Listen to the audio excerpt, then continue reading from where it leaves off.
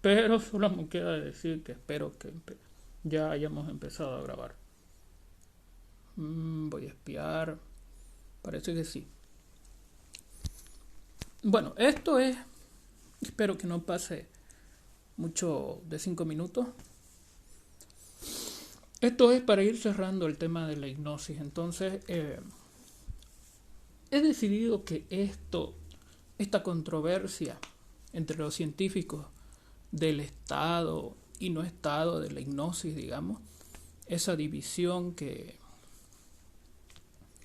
al final le estaba contando yo y traté de hacerlo mejor, eh, es algo bastante interesante, tan interesante que voy a hacer un tema solo de eso exclusivamente, ¿no? Sin abocarme a las definiciones, sino puntualmente de qué estamos hablando cuando nos referimos a estado y no estado de la hipnosis.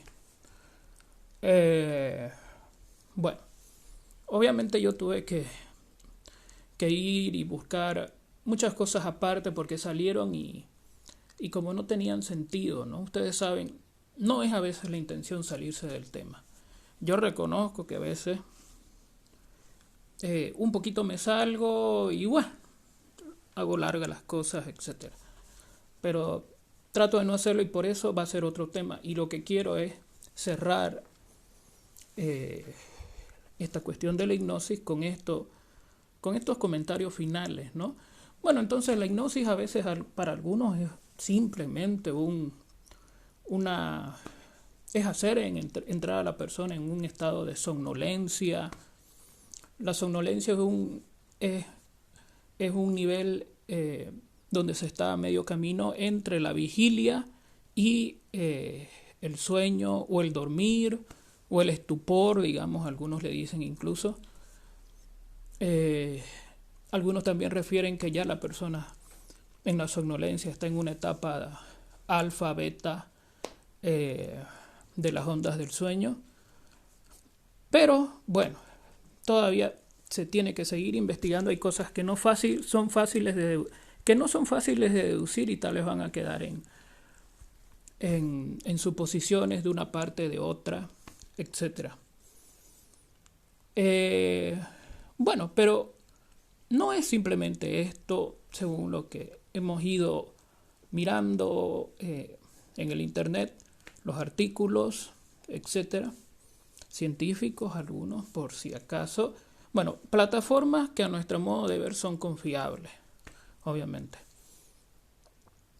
Eh, bueno, una de las definiciones habla de una controversia de hace mucho tiempo en el cual está la psicopatología, por decirlo, o la psicoterapia o la clínica, porque esto compete tanto a psicólogos clínicos como a médicos psiquiatras. Y bueno, que hablan, como les decía, la hipnosis como un estado de alteración de la conciencia, los que más apoyan la teoría del estado y los que más apoyan la teoría del no estado. Espero no estar confundiéndome, porque creo que no estado. Bueno, si me confundo, lo corrijo por favor en cualquier parte. Porque también en el otro video, no sé si se dan cuenta ustedes, seguramente se han dado cuenta. Son capísimos, más que yo. Eh, Absorción, si no me equivoco, ¿no? Absorción. Esa palabra decía desabsorción y no tiene nada que ver, no tiene un prefijo desabsorción. La palabra es absorción, la cual yo pensaba que se reducía a lo dicho por Piaget, que era asimilación del conocimiento, ¿no? Que es básicamente sinónimo del acto de aprendizaje, ¿no? Como aprendemos, pero no. En psiquiatría la palabra absorción remite a la palabra absorto. Habría que ver cuál es la etimología de absorto, pero absorto quiere decir en sinónimo estar sorprendido, pasmado, paralizado, apanicado, no sé si sirve esa palabra, están en ese estado de, como se dice, como cuando pasa algo, un accidente, y sucede tan fuerte y es tan repentino, digamos, que nos quedamos alguna vez, o algunos nos quedamos por algún momento absortos, ¿no? Así como que es como si nos desprendiéramos del mundo real. Pero bueno, entonces una de las teorías que sería posiblemente la de no estado, van a disculparme que no les confirme eso, pero es que ahorita se me antoja haber leído lo contrario a lo que dice en otra parte. Pero yo se los confirmo, por favor, solo tengan paciencia. Ya, esta teoría, entre comillas, de no estado, aparentemente hay dos tipos de psicosis. Ya, mi madre, perdón, ni modo.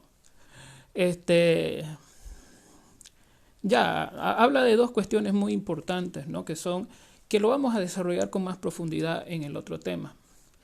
Bueno, eso, absorto es una palabra, o absorción es una palabra clínica que hace mención a una forma patológica, digamos, de estar o de enfrentarse a un objeto que suele ser bastante intensa su estimulación, ¿no? Incluso podemos relacionarlos con cuestiones de objetos que nos hacen, que los sentimos como peligro, y que bueno, ustedes saben que hay mecanismos de defensa como la angustia, la ansiedad, el miedo, y dentro de ellos, de estos tipos de construcciones simbólicas o constructos o conceptos, también están lo que dicen, hay tres formas de enfrentar el objeto de peligro, ¿no?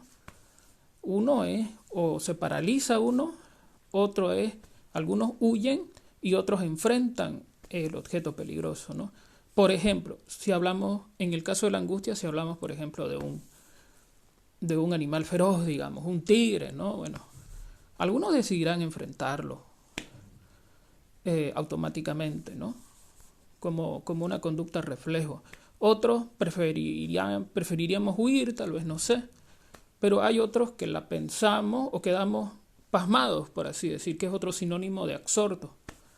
Entonces, digamos que por ahí va la palabra absorto, que se relaciona con eso, ¿no? Con esa parálisis, digamos, de la mente, que según algunos estudios, las personas que tienen este pequeño problema o este asunto, digamos, de quedar absorto a veces, o de ser, yo creo, hipersensible, sensible, y quedar totalmente paralizado frente a algo que no entienden. Algunos estudios que también, si quieren, se los voy a facilitar porque se nota que es un artículo científico, ¿no? Incluso habla de la revista donde sale todo eso. Se hizo un estudio a nivel de cierta muestra, ¿no? ¿Por qué? Porque a los científicos o a los expertos les interesaba saber si hay una relación entre la psicosis atenuada o el síndrome de psicosis atenuada, que está en el apéndice del DSM-5, por si acaso, estaría relacionado con esto de la absorción psicológica o psicopatológica, con predisposición a la imaginación, con predisposición a la intensidad, etcétera, porque estas personas tendrían esa cualidad, ¿no? En otras palabras también, algunos les saben llamar personas, como les dije, hipersensibles, sensibles y sugestionables, ¿no? Personas que mucho más fácilmente pueden ser hipnotizadas. Por si acaso, no sé si lo dije, no todas las personas pueden ser hipnotizadas. Por eso hay un debate, ¿no? Porque sí, para algunas personas es lo lo mejor de lo mejor, digamos, es su salvación, la hipnosis, los ayuda, superan sus síntomas, etcétera, etcétera, etcétera. Pero este trabajo bastante interesante con respecto a la absorción psicopatológica menciona que más bien indica eh, una predisposición hacia la psicosis atenuada o psicosis ordinaria, como también la ha llegado a llamar Miller. La psiquiatría ya está trabajando en esto bajo el nombre, como les digo, está en el DSM-5 con el nombre de síndrome de psicosis atenuada. Recibe muchos nombres porque es algo que recién se está formalizando. Una persona con psicosis atenuada, digámoslo así, vendría a ser aquella persona que parece normal, que cuando uno la ve o cuando uno habla con ella, especialmente si es psicólogo incluso, no hay que conocerla harto a la persona, hay que hacer la famosa clínica del detalle de la escuela francesa para darse cuenta de una cosinga, porque a veces es un detallito que a veces nos hace sospechar a los clínicos, ¿no? De que nos encontramos ante una persona con psicosis ordinaria, con psicosis atenuada, o nos encontramos frente a los que también se llama un paciente de riesgo, un paciente límite, fronterizo, como antes, y no como ahora que se lo ha llevado más al campo de las emociones, lo extrovertido. Hablamos de aquellas personas que como psicóticos disfrazados de neuróticos, como creo que les dije en el anterior audio. Es muy interesante el tema porque cambia muchas cosas, al menos, por ejemplo, como les decía, en el enfoque psicoanalítico causó una revolución porque el término comienza a circular oficialmente por parte de un psicoanalista destacado llamado Miller en el año 2008. Él lo nombra en el año 98 y en el año 2008 saca un libro, pero creo que antes se reúne. Creo que la historia se las digo en el anterior audio, ¿no? Se reúne la Asociación del Campo Freudiano de París, de Francia, que son muy destacados psicoanalistas, e investigan el tema porque antes preferían algunos no darle un diagnóstico y los llamaban los inclasificables, ¿no? Porque de verdad que habían síntomas de neurosis, lo cual tiene que ver solamente con ansiedad y más que todo estaría pegado a la normalidad del término, pero a veces aparecía estas cositas que lo hacían pensar, pucha, esta persona parece psicótica, ¿no? Al clínico. Entonces, bueno, después de 6 años de estudio, porque no fue así nomás, digamos, que se dedicó mucho tiempo, como les digo, la escuela francesa es muy detallista en esto.